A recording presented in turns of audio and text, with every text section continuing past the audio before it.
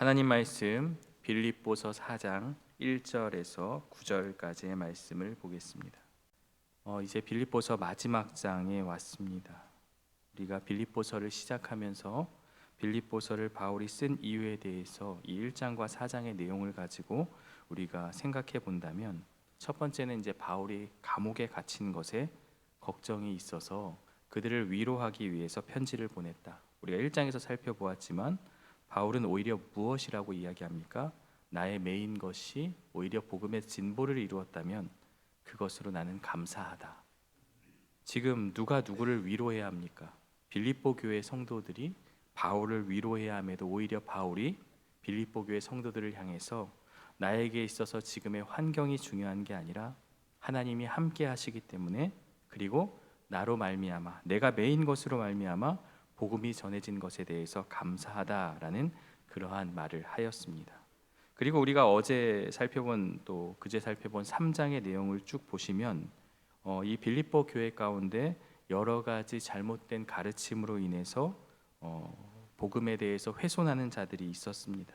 계들을 또 삼가고 행악하는 자들, 또 할례를 강조하는 그러한 자들. 그러면서 바울이 나도 육체를 신뢰할 만하다, 나도 히브리인이고 나도 이스라엘 족속이고, 그런 이야기들을 합니다. 그런데 바울이 그것이 자기의 자랑을 이야기하는 것이 아니라 그리스도 예수를 만난 이후에는 모든 것이 배설물처럼 해로 여긴다라는 그러한 고백을 하게 돼요. 복음을 훼손하는 자들에게 이 교회를, 또 예수 그리스도를 향한 그 믿음을 또 회방하는 자들에게 그것을 지키기 위해서 그러한 말로 지금 권면하고 있습니다. 그래서 바울이 그러한 마음으로 편지를 썼고요. 오늘 4장에서 또 나머지 내용들이 나오는데요. 특별히 먼저 분쟁이 있었다. 유오디아와 순두계 또 두 여인의 분쟁, 또 그래서 같은 마음, 주 안에서 같은 마음을 품으라고 솔루션을 내주고 있고요. 그리고 마지막으로 우리가 내일 살펴보겠지만 또 나에 대해서 돕고 섬겨준 것에 대한 감사의 의미로 이 편지를 작성하였습니다. 자, 이제 1절 말씀을 보겠습니다. 그러므로라고 시작하고 있죠. 3장의 내용을 이어서 우리가 3장의 내용 제가 다시 설명하지 않아도 그 내용을 받아서, 특별히 십자가에 대해서 그 원수, 십자가의 원수를 행하는 자들에게 대해서 흔들리지 말고 너희는 시민권이 하늘에 있는 자로서 너희가 흔들리지 않고 이제 이 말씀을 이야기하고 있습니다. 나의 사랑하고 사모하는 형제들, 나의 기쁨이요 면류가 아닌 사랑하는 자들아. 지금 바울은 빌립보 교회 성도들을 향한 그러한 사랑의 메시지를 남기고 있는데요. 자신에게 있어서 기쁨이요 면류관이다. 바울은 데살로니가 교회 성도들을 향해서도 면류관이라는 표현을 하였습니다. 그들 성도들이 나에게 있어서 자랑이고 기쁨이다라는 그러한 표현을 하고 있어요. 그러면서 정말 중요한 말은요, 사랑하는 자들아 이와 같이 주 안에 서라라고 말씀하고 있습니다. 주 안에 서라. 이 서라라는 단어는 이제 군사적인 용어인데요. 우리가 지금 여기 다 서 있지만 그러한 말이 아니라 그 자리를 지키라는 거예요. 예수님의 마음으로 주 안에서 믿음의 모습을 지켜 행하라라고 굳게 서라고 우리에게 권면하고 있습니다. 우리는 하늘의 시민권이 있기 때문에 그 행악자들, 잘못된 자들의 가르침 가운데 흔들리지 말고 주 안에서 서는 것이 가장 중요하다. 바로 그것을 우리에게 말씀하고 있습니다. 자리를 지키라. 네가 서 있는 그 자리에서 복음을 들고 그 자리에서 예수님과 함께 그 자리에 흔들리지 않고 서라라고 말씀하고 있습니다. 교회를 흔드는 자들, 힘들게 하는 자들에게 있어서 진리 앞에 바르게 서라, 그러한 권면을 하고 있습니다. 2절 말씀에 보면 이 분쟁이 나오죠. 유오디아를 권하고 순두계를 권하노니. 이제 빌립보 교회 안에 정말 아름다운 교회지만, 아름다운 초대교회지만 분열과 갈등과 분쟁이 있었다. 오늘 우리의 교회도 이와 같습니다. 다툼과 분열이 있고 또 그러한 원망과 시비가 있었지만, 지금 바울은 이 문제에 대해서 그들을 강하게 지적하고 비판하거나 그리고 뭔가 훈계하듯이 이야기하지 않습니다. 조심스럽게 권하고 있습니다. 이 유오디아와 순두계에 대해서 이야기를 듣고 누구 한 사람 편을 듣는 것이 아니라 너희 두 사람 모두 주 안에서 같은 마음을 품으라라고 말씀하고 있습니다. 사실 빌립보 교회는 여성 리더십으로 세워진 교회임이 분명합니다. 루디아를 통해서, 그리고 오늘 본문의 유오디아 순두계는 우리 말로 따지면 권사님, 여전사님이 될 수도 있겠죠. 열심을 다해서 교회를 섬기던 자들이 이 안에 갈등이 생긴 것입니다. 아마도 주님의 일을 하다가 갈등이 생긴 것일 수도 있고 정말 사소한 일일 수도 있습니다. 왜냐하면 이 문제에 대해서 바울이 크게 이야기하지 않는 것을 보면 어쨌든 지금 이 두 사람의 갈등과 분열이 있는데 이 두 사람이 주님을 떠난 자들이 아니라 주 안에서 교회를 세우고 열심을 다해 봉사와 섬김을 하고 있는 자들을 말해요. 그럼 바울이 지금 권면하는 이유는 너희가 여성 리더들로서 바른 본을 보여야 하는 그러한 필요가 있기 때문에 이들에게 조심스럽게 실명까지 거론하면서 그렇게 권면하고 있습니다. 두 사람이 마음을 같이하여 함께하라. 그러면서 주 안에서, 주님 안에서 같은 마음을 품는 것. 네가 잘했고 네가 잘못했고가 아니라 너희 둘 모두가 다 주님 안에서 같은 마음을 품어야 된다. 화합해라. 이유는 단 하나, 주 안에 있기 때문이다. 누가 더 잘났고 누가 신앙의 연수가 더 되고 누가 더 열심히 섬기느냐, 그게 중요한 게 아니라 너희 둘 다 지금 누구 안에 있느냐? 주 안에 있기 때문에 그리스도 예수의 마음을 가지고 서로 화합하고 화해하고 하나가 되라라고 그렇게 말씀하고 있습니다. 그러면서 이어서 3절에서 이렇게 이야기하죠. 또 참으로 나와 멍에를 같이 한 내게 구하노니. 이 멍에를 같이 한 자, 열심을 다해서 함께 쟁기를 지고 또 소가 이 멍에를 끌듯이 열심을 다해서 충성한 믿음의 동역자를 지칭하는데, 이 사람이 누군지는 알 수 없지만 아마도 빌립보 교회를 이끌어가는 지도자가 아닐까 생각이 되어집니다. 지금 유오디아와 순두계를 화합할 수 있고 중재할 수 있는 그러한 위치에 있는 사람, 그리고 이어서 이야기하는 그 많은 사람들을 돕고 함께할 수 있는 그러한 리더가 아닐까 생각이 되어지는데요. 계속해서 복음에 나와 함께 힘쓰던 저 여인들을 돕고, 문맥상으로 보면 유오디아와 순두계를 지칭하는 것이다. 또 아닐 수도 있지만 이 문맥에 가까운 것을 보면 지금 다툼과 분열 가운데 있는 두 여인을 도와서 중재하라, 그러한 표현으로 볼 수가 있습니다. 또한 글레멘드와 그 외의 나의 동역자들을 도우라. 누군지 알 수 없지만 아마도 이 사람들은 지금 도움이 필요한 자들입니다. 바울이 볼 적에 이 사람들을 돕는 것이 가장 필요한 일이기 때문에 이 편지 안에 담아서 이 사람들을 도우라고 그렇게 권면하고 있습니다. 그러면서 그 이름들이 생명책에 있다. 모두가 다 하나님이 인정하는 믿음의 사람들이니 네가 그 사람들을 돕고 또 화해를 시키고 또 빌립보 교회를 바르게 세워 나가라라고 그렇게 말씀하고 있습니다. 그러면서 이제 사도 바울이 가장 핵심이 되는 말을 하고 있죠. 이 4절과 5절과 6절과 7절의 말씀은 우리가 너무나도 잘 알고 있지만 또 오해하고 있는 말씀 중에 하나입니다. 아무것도 염려하지 말고 염려할 필요 없이 모든 것을 감사와 또 감사의 마음으로 기도와 간구를 하면 다 하나님께서 이루어 주실 것이다. 우리가 오해하고 있는 부분이죠. 오늘 성경에 어디 네가 원하고 바라는 대로 다 응답해 주겠다라고 하는 말이 하나도 없습니다. 오히려 무엇을 이야기하고 있어요? 너희 마음과 생각을 지켜주실 것이다. 모든 지각에 뛰어난 하나님의 평강이 너희 안에서 함께할 것이다 라고 말했지, 네가 구하고 바라는 것들을 다 이루어 줄 것이라고 그렇게 말씀하지 않습니다. 우리 말씀을 보겠습니다. 주 안에서 항상 기뻐하라. 지금 1절에서 4절까지 주 안에서가 3번이나 반복됩니다. 1절에도 주 안에서라, 2절에도 주 안에서 같은 마음을 품으라, 4절에도 주 안에서 항상 기뻐하라. 사도 바울은 모든 것이 다 주 안에서라는 것을 전제하고 있습니다. 나의 삶의 모든 것, 기쁨의 원천이 주 안에서입니다. 지금 기쁨이 더 드러나 보이지만 사실 더 중요한 건 주 안에서라는 표현입니다. 나의 기쁨의 원천은 지금 내가 감옥에 갇혀 있고 환경이 또 빌립보 교회에 들려지는 소식은 분열과 갈등이고 계속해서 할례를 강조하는 자들이 교회를 회방하고 있고 또 에바브로디도가 질병 가운데 놓여 있고 도저히 기뻐할 수 없는 그 상황이지만 왜 바울이 기뻐할 수 있는가? 그것은 주 안에서라는 것에 핵심이 있습니다.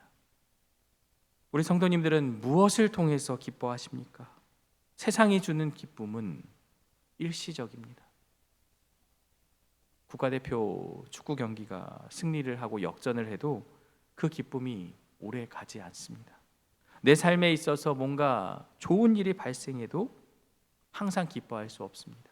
사이클이 있고요, 또 기복이 있고요, 여러 가지 더 큰 환란이 우리 앞에 마주하고 있습니다. 그러나 바울이 흔들리지 않고 기뻐할 수 있는 이유는 비결이 주 안에 있다라는 것을 우리가 기억하면 좋을 것 같습니다. 내가 다시 말하노니 기뻐하라. 현재 명령으로 하고 있죠. 내가 다시 말하노니 기뻐하라. 지금 계속해서 너희가 그 기쁨을 멈추지 않고 기뻐하라라고 말하고 있습니다. 자, 그러면서 5절에 보니까 너희 관용을 모든 사람에게 알게 하라. 이 관용이라는 것은요, 큰 마음이죠. 영적인 인내, 그리고 너그럽게 대하는 태도. 어쩌면 성도가 가져야 될 가장 중요한 덕목이 아닐까 생각이 되어집니다. 물론 목사인 저에게도 해당이 되는 말이지만 우리는 이 관용을 마음에 품고 모든 사람에게 그 관용을 드러내는 거예요. 알게 하는 거예요.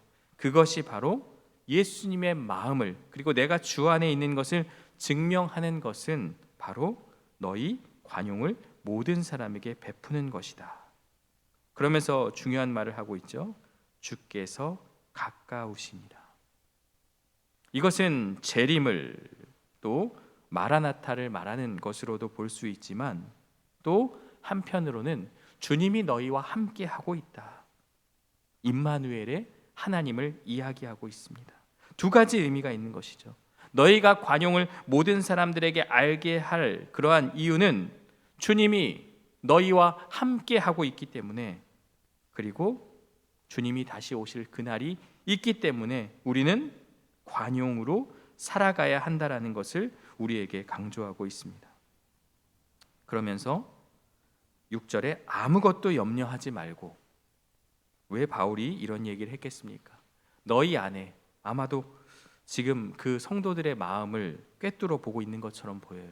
지금 여기에 우리도 앉아 있고 저도 지금 이 자리에서 설교를 하고 있지만 제 머릿속에 어떤 염려가 있겠습니까? 이번 주 주일 오전 예배 설교를 잘 준비해야 되는데, 아니 끝나고 나면 또 설교네, 끝나고 나면 또 설교네, 이런 염려가 밤에 자면서도 계속 고민이 되어지고 있어요. 더 잘하고 싶고 더 잘 준비하고 싶은데 저의 역량과 여러 가지 또 목회의 경험들이 좀 부족한 부분이 있기 때문에 늘 고민하고 걱정하고 있습니다. 또 성도님들이 나를 어떻게 생각하지? 또 나의 모습이 혹시나 실수하지 않을까라는 그런 염려와 걱정, 이 교회를 어떻게 또 잘 꾸리고 섬겨 나가야 하지라는 염려, 또 그러면서 내 자녀의 교육과 또 살아가야 될 그 세상에 대한, 또 이제 대선을 앞두고 있잖아요. 지금 이미 투표가 시작이 되었죠. 이러한 또 우리나라에 대한 그런 걱정과 고민, 저는 이제 정치에 대해서 크게 고민하거나 생각이 없었는데 나이가 드니까 이제 그것들을 이제 보게 되죠. 그러한 염려와 걱정. 그런데 오늘 바울이 무엇이라고 이야기합니까? 다만 모든 일에 기도와 간구로. 이 첫 번째 이 기도라는 말은 먼저 하나님을 향하고, 이 간구는 간절히 아뢰는 것. 그래서 기도와 간구라는 단어를 반복하고 있습니다. 그런데 너희 구할 것을 감사함으로 아뢰라. 어떻게 응답이 이루어지든, 어떻게 하나님께서 답을 주시든 간에 감사함으로 하나님께 아뢰라. 그냥 감사하는 거예요. 내 삶에 있어서 어떠한 응답이 있고 어떠한 결과가 있든지 하나님이 응답하시고 하나님께서 주신 것이기 때문에 감사함으로 아뢰는 것, 이것이 바로 성도가, 믿음의 사람이 가져야 될 마음이다라는 것을 말하고 있습니다.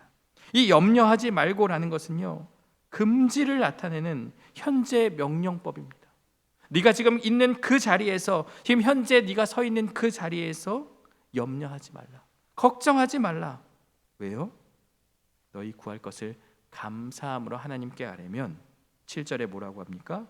그리하면 모든 지각에 뛰어난 하나님의 평강이 그리스도 예수 안에서 너희 마음과 생각을 지키시리라. 여기도 군사 용어가 나오죠. 호위한다, 지켜준다, 너희의 마음과 생각이 흔들리지 않도록 잡아준다, 너희 마음과 생각이 잘못된 방향으로 가지 않도록 우리 주님께서 하나님의 평안으로 말미암아 지켜주신다. 이보다 더 큰 기도의 응답이 어디 있습니까? 내가 원하고 바라는 것을 이루는 것이 아니라 내 마음과 생각을 잡아주겠다고 우리 주님께서 그렇게 말씀하고 있는 것이죠. 모든 생각을 뛰어넘는 하나님의 평강, 그리고 그리하면, 이 단어를 우리가 주목할 필요가 있습니다. 그리고 8절과 9절에서 바울이 계속 이야기하는데요, 끝으로 형제들아, 무엇에든지 참되며 무엇에든지 경건하며 무엇에든지 오르며 무엇에든지 정결하며 무엇에든지 사랑을 만하며 무엇에든지 칭찬받을 만하며 무슨 덕이 있든지 무슨 기림이 있든지 이것들을 생각하라. 마지막으로 바울이 이야기하고 있습니다. 참되고 경건한 것들을 생각하라. 무엇이 옳고 무엇이 정결한지를 생각하라. 무엇이 사랑받을 만하며 무엇이 칭찬받을 만한지 생각하라.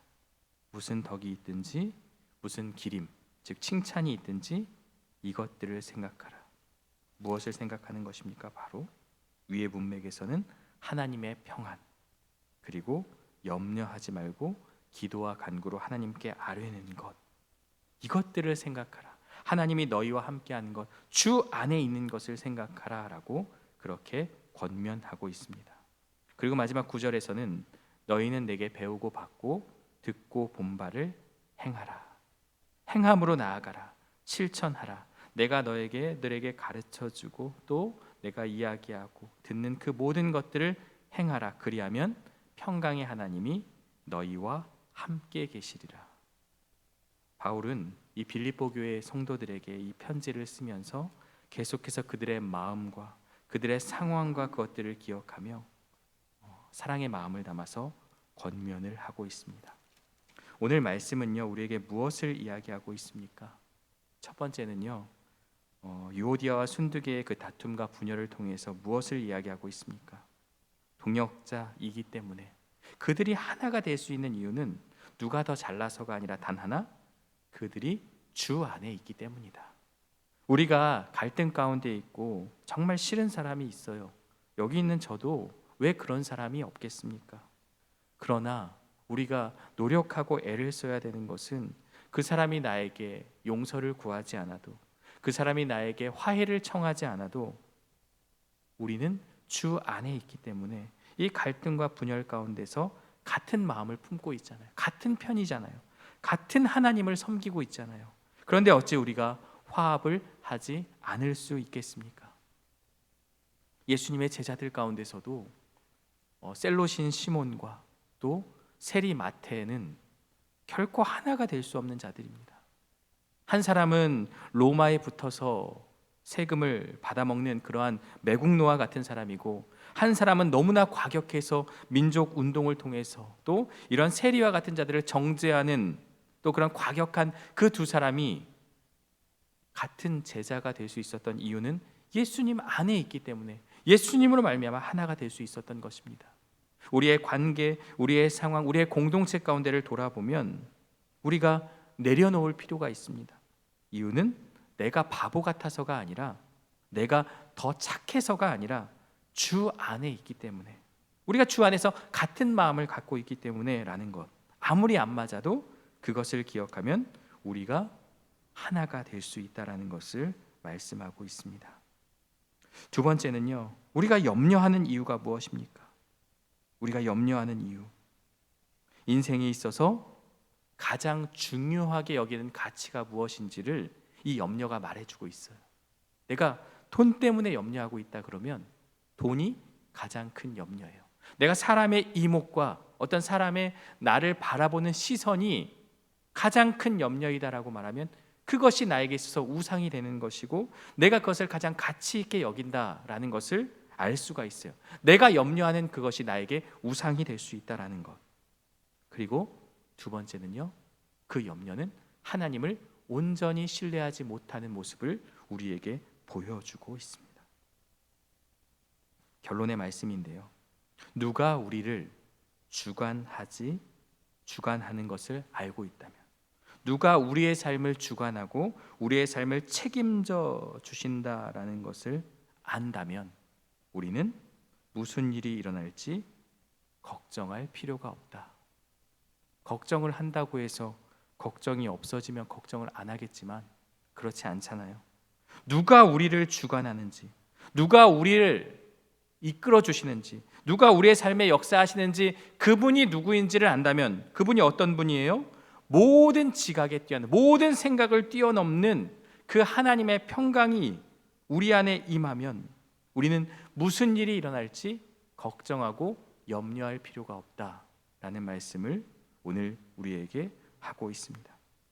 최고의 솔루션, 최고의 방법은요, 이 염려를 없애는 최고의 방법은 하나님께 맡기는 것입니다. 굴려버리는 것입니다. 모든 내 걱정과 염려와 나의 상황을 하나님께 맡기면 모든 지각에 뛰어난 하나님의 평강이 그리스도 예수 안에서 우리의 마음과 생각을 지켜주신다. 이 말씀을 붙잡고 믿음으로 나아가는 저와 여러분들 되시기를 주님의 이름으로 축원합니다. 함께 기도하겠습니다. 하나님 아버지, 감사합니다. 오늘 우리에게 주신 말씀을 기억하며 우리 안에 또 갈등과 분열이 있고 또한 형제를 자매를 사랑하지 못하는 마음이 있다면 오늘 하나님께서 주신 말씀을 기억하고 주 안에서 같은 마음을 품고 또 서로를 관용하고 받아주는 그러한 믿음의 모습이, 믿음의 행동이 우리 안에 있게 하여 주옵소서.